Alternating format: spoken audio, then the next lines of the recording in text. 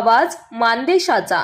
फुलझाडांसाठी वापरल्या जाणाऱ्या खताची वाहतूक करणारा आयशर कंपनीचा ट्रक मोगराळे घाटात संरक्षण कठडा तोडून दुसऱ्या वळणावरील रस्त्यावर जाऊन कोसळला।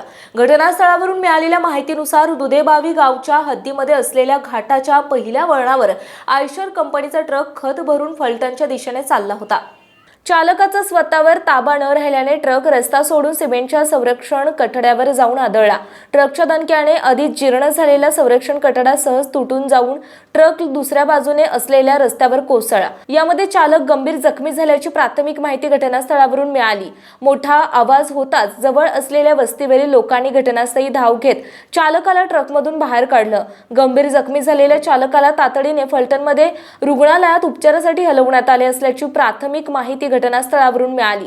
मोगराळे घाट हा सध्या प्रवाशांसाठी मृत्यूचा सापळा बनत चालला असून या ठिकाणी वारंवार अपघात घडत आहेत। जीर्ण झालेल्या कठड्यांच्या दुरुस्तीसाठी आमदार रामराजेंच्या माध्यमातून निधी उपलब्ध झाला आहे।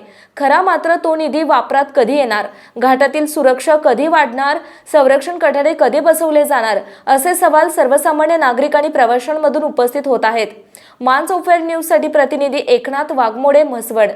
आपल्या जिल्ह्यातील तालुक्यातील लेटेस्ट बातम्या पाहण्यासाठी आजच मानसोफेर न्यूज चॅनलला YouTube वर सबस्क्राइब करा आणि बेल आयकॉन प्रेस करा।